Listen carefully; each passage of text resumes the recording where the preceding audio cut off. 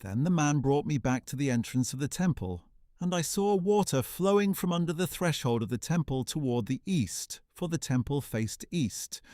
The water was coming down from under the south side of the temple, south of the altar. Next he brought me out through the north gate and led me around the outside to the outer gate facing east, and there I saw the water trickling out from the south side. As the man went eastward with a measuring line in his hand, he measured off 1,000 cubits and led me through ankle-deep water.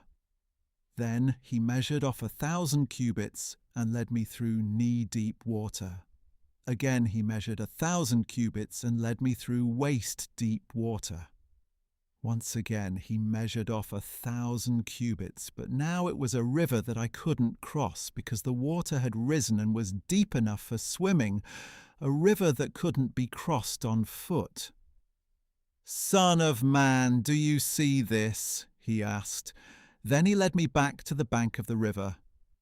When I arrived, I saw a great number of trees along both banks of the river.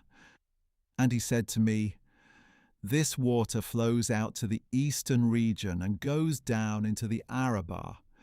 When it empties into the Dead Sea, the water there becomes fresh. Wherever the river flows, there will be swarms of living creatures and a great number of fish, because it flows there and makes the waters fresh. So wherever the river flows, everything will flourish. Fishermen will stand by the shore, from En-gedi to Eneglaim. They will spread their nets to catch fish of many kinds, like the fish of the great sea. But the swamps and marshes will not become fresh. They will be left for salt. Along both banks of the river, fruit trees of all kinds will grow. Their leaves will not wither, and their fruit will not fail. Each month they will bear fruit, because the water from the sanctuary flows to them. Their fruit will be used for food, and their leaves for healing." This is what the Lord God says. "These are the boundaries by which you are to divide the land as an inheritance among the 12 tribes of Israel. Joseph shall receive 2 portions. You are to divide it equally among them.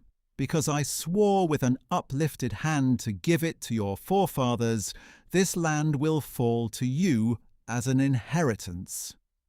This shall be the boundary of the land. On the north side it will extend from the Great Sea by way of Hethlon through Labo-Hamath to Zedad, Berotha and Sibraim, which is on the border between Damascus and Hamath, as far as Hazer Hattikon, which is on the border of Horan.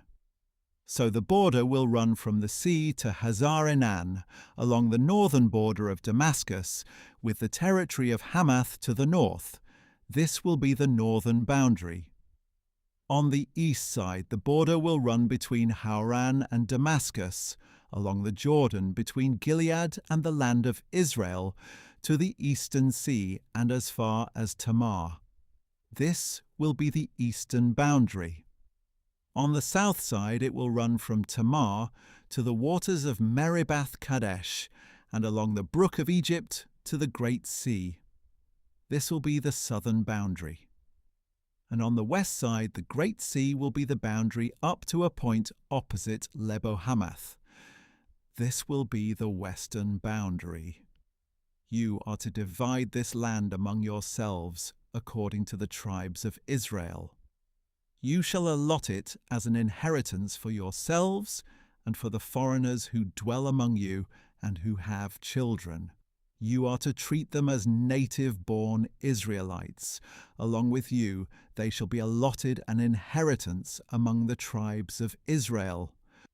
In whatever tribe a foreigner dwells, you are to assign his inheritance there, declares the Lord God.